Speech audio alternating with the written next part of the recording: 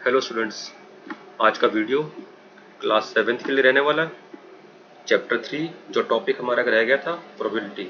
आज हम बात करेंगे प्रोबेबिलिटी की। तो प्रोबेबिलिटी का मीनिंग क्या है इन मैथमेटिक्स? तो मैथ्स में प्रोबेबिलिटी का मीनिंग है in mathematics probability of any event. Event means कोई भी घटना। In mathematics probability of any event is just a number. क्या होता है? एक नंबर होता है ये जो क्या बताता है, which tells about how much chance of happening or not happening of the given event. यानी किसी भी इवेंट का होना या ना होने का कितना चांस है। ठीक है, और ये है क्या? एक number, just it is just a number. तो probability of any event E is written as P E. P क्या है? प्रोबेबिलिटी। ई क्या है? इवेंट। तो पीई का means probability of any event, और जो इसका फॉर्मूला है पीई यानी probability of any event E is equal to the number of favourable outcomes upon total outcomes. तो दो तरह की आउटकम है, एक तो टोटल और एक फेवरेबल। जैसे कि मान लो एक टॉस में आपने कहा कि हेड आएगा। अब लेकिन जब कॉइन को टॉस करेंगे तो हेड टेल दोनों आ सकते हैं, यानी कि टोटल आउटकम कितनी है? 2। और आपकी फेवर में क्या है? हेड। तो फेवरेबल आउटकम कितनी है? 1। Only 1 head. ठीक है, तो यानी कि उसमें आपके हेड आने का चांस कितना होगा? 1/2, क्योंकि फेवरेबल आउटकम कितनी है? 1 और टोटल आउटकम कितनी है? 2। तो एक क्वेश्चन देखते हैं हम।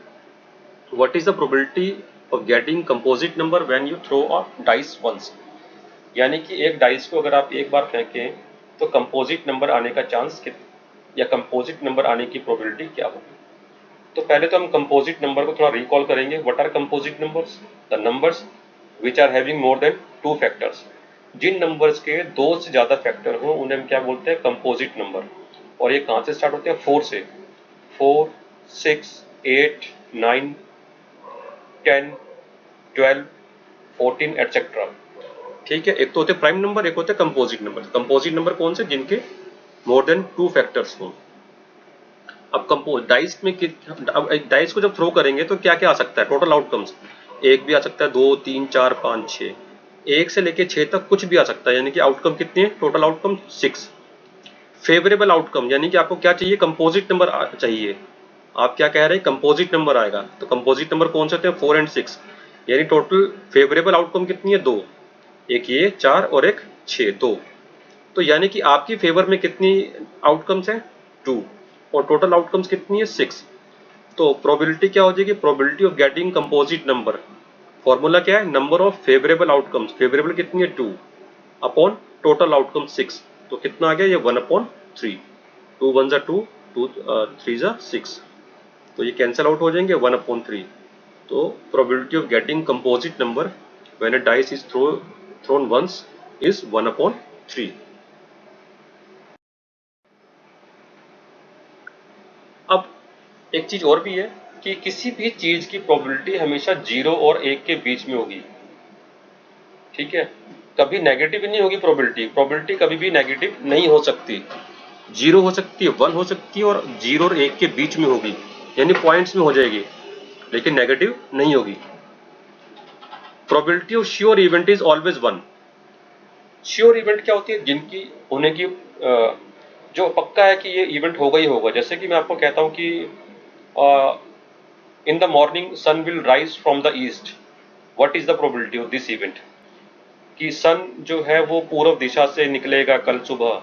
इसकी प्रोबेबिलिटी क्या? 100% श्योर है तो कि वो ईस्ट से ही निकलेगा, तो इसका मतलब उसकी प्रोबेबिलिटी क्या होगी? 1। Probability of any impossible event 0। जैसे कि मैं आपको कह दूं कि in the morning the sun will rises from the west, कि आज तो सूरज जो कल सुबह पश्चिम से निकलेगा, सूरज सुबह पश्चिम से निकलेगा, तो उसकी प्रोबेबिलिटी 0, क्योंकि ये कभी हो ही नहीं सकता, इम्पॉसिबल इवेंट है। अदरवाइज प्रोबेबिलिटी हमेशा 1 और 0 के बीच में रहने वाली है। तो probability is always greater than, probability of any event E is greater than equal to 0 less than equal to 1। ठीक है, ज्यादा से ज्यादा किसी चीज की प्रोबेबिलिटी 1 और कम से कम 0, कभी भी नेगेटिव नहीं हो सकती। Probability of any event can never be negative. किसी भी चीज की प्रोबेबिलिटी, किसी भी इवेंट की प्रोबेबिलिटी कभी भी नेगेटिव नहीं हो सकती। इसी तरह से आपकी बुक का एक क्वेश्चन लिया है, tell whether the following is certain to happen, impossible, can happen but not certain. कुछ आगे कुछ आपके सामने कुछ इवेंट्स हैं और ये बताना है कि ये इवेंट पॉसिबल है, इम्पॉसिबल है, can happen but not certain, इसके बारे में बात करनी है। You are older today than yesterday. दूसरा, a toss coin will land heads up. तो पहला, you are older today than yesterday. ठीक है, जो कल बीत चुका है उसके कंपैरिजन में आज आपकी उम्र ज्यादा हो गई है। बिल्कुल सही बात है, हम एक दिन ज्यादा हो गई हमारी उम्र बीते हुए कल से। ठीक है, इसका मतलब ये क्या है, 100% पॉसिबल इवेंट है। तो इसका मतलब क्या होगा, सर्टेन टू हैपन, यस ये होगा ही होगा, सर्टेन टू हैपन, ये होना ही है।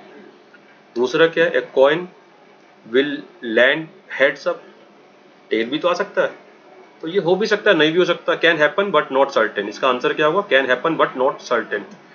तीसरा, a die when toss shall land up with 8 on the top, यानी कि एक डाइस फेंकी और वो क्या कह रहा है कि 8 आएगा। तो डाइस में से आपको मालूम है कि जब एक किसी डाइस को टॉस करेंगे तो 1 to 6 कुछ भी आ सकता है, 1 से लेकर 6 तक ही आ सकता है, 8 कभी भी नहीं आ सकता, 7 भी नहीं आ सकता। तो इसका मतलब ये क्या है, इम्पॉसिबल इवेंट। ये कौन सी है, इम्पॉसिबल। नेक्स्ट है, the next traffic light seen will be green, कि आप कहीं जा रहे हैं और जो नेक्स्ट ट्रैफिक सिग्नल होगा, आप ये कह रहे हैं नहीं वो तो हमें ग्रीन सिग्नल मिलेगा, हो भी सकता है, हो सकता है रेड हो सकता है येलो। तो इसका मतलब क्या हुआ, can happen but not certain, हो भी सकता है लेकिन पक्का नहीं है। Tomorrow will be a cloudy day, ये आप कह रहे हो कि कल बादल लगेंगे, हो भी सकता है नहीं भी हो सकता, तो can happen but not certain. तो इसी तरह से ये आंसर है इनके। तो पहला क्या, सर्टेन टू हैपन, दूसरा can happen but not certain, impossible तीसरे का। ठीक है, fourth can happen but not certain, traffic signal वाला, और ये भी can happen but not certain.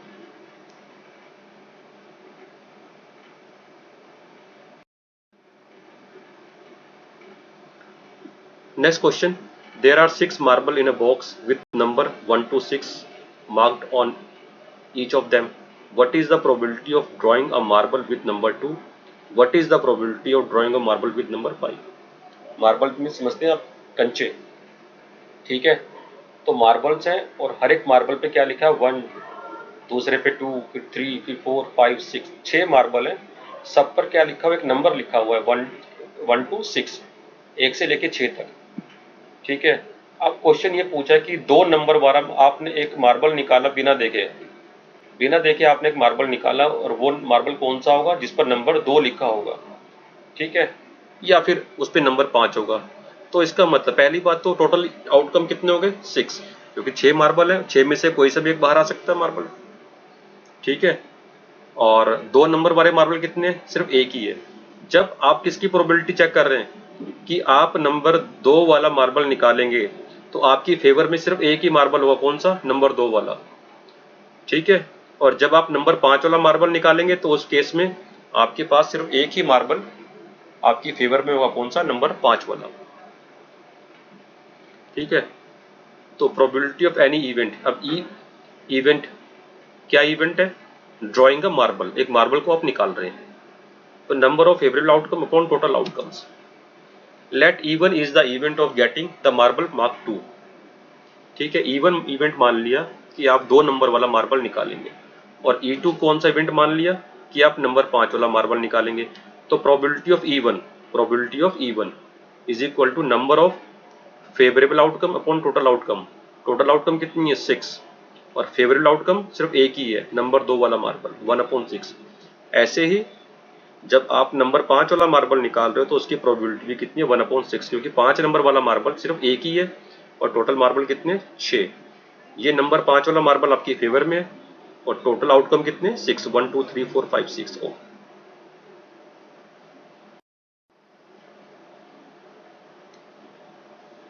Next question है, a coin is flipped to decide which team starts the game, what is the probability that your team will start. ठीक है, तो अब इसका मतलब यही है कि कोई गेम है, टॉस हो रहा है, हेड आएगा या टेल आएगा। जो टीम जीतेगी वो डिसाइड करेगी कि कौन सी टीम स्टार्ट करेगी। ठीक है, now the team which win the toss will decide who will start the game in a coin.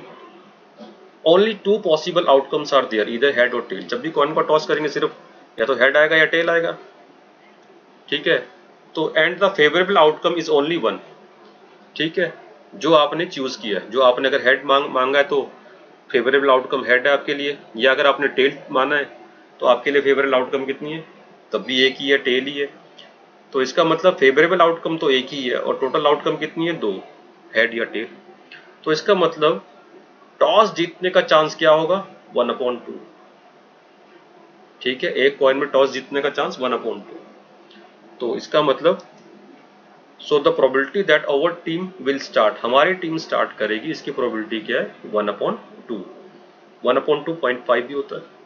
ठीक है, 1/2 0.5 भी हो सकता है, इसको हम 0.5 भी ले सकते हैं, 1/2 भी ले सकते हैं, इसको हम 50% भी ले सकते हैं, इसको हम 50% भी लिख सकते हैं।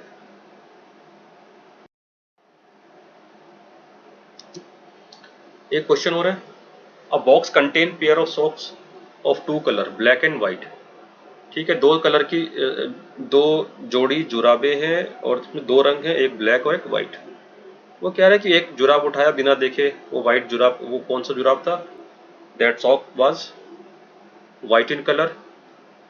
अब एक और उसने जुराब उसमें से उठाया है आंख बंद करके, अब वो भी what is the probability that it will make a pair. ठीक है, अब पेयर कब बनेगा, जब व्हाइट सॉक्स दोबारा उठा लेगा तभी पेयर बनेगा, अदरवाइज तो पेयर नहीं बनेगा। यानी कि दोबारा उठाने में भी कौन सा सॉक्स आना चाहिए, व्हाइट ही आना चाहिए। तो टोटल नंबर ऑफ सॉक्स कितने हो गए, 4, दो व्हाइट दो ब्लैक, दो जोड़ी है ना, व्हाइट और ब्लैक, दो दो व्हाइट हैं दो ब्लैक, 4 हो गई। अब उसने पहले कौन सा सॉक्स उठा लिया है, व्हाइट, तो व्हाइट एक उठा लिया। अब व्हाइट सॉक्स कितने बचे उसमें, एक बचा, दो थे, दो में से एक उससे उठा चुका पहले ही, और टोटल कितने सॉक्स बचे अब, 3। अब उसको एक सॉक्स और उठाना है और वो क्या आना चाहिए, व्हाइट, तभी पेयर बनेगा। यानी उसके अब 3 सॉक्स बचे, दो ब्लैक और एक व्हाइट। अब उसकी फेवर में कौन सा सॉक्स है, व्हाइट वाला, क्योंकि तभी पेयर बनेगा, क्योंकि एक व्हाइट उठा चुका है। तो यानी कि टोटल 3 में से उसकी फेवर का केस कितना, एक है, टोटल आउटकम कितने, 3 है। तो प्रोबेबिलिटी क्या हो जाएगी, let is the event that he will make a pair, यानी कि वो दोबारा से सफेद जुराब उठाएगा। ठीक है, तो नंबर ऑफ फेवरेबल आउटकम कितनी है, 1, क्योंकि व्हाइट तो एक ही बचा है और टोटल कितने बचे, 3। तो प्रोबेबिलिटी क्या हो जाएगी इसकी, 1/3। ठीक है, तो अब मैं समझता हूँ कि शायद आपको ये प्रोबेबिलिटी कुछ समझ में आ गई होगी, और अगर फिर भी अभी किसी को कुछ प्रॉब्लम है तो वो मुझसे पूछ सकता है, मुझे फ़ोन कर सकता है, मेरा नंबर आपको मालूम ही है। ठीक है, थैंक यू।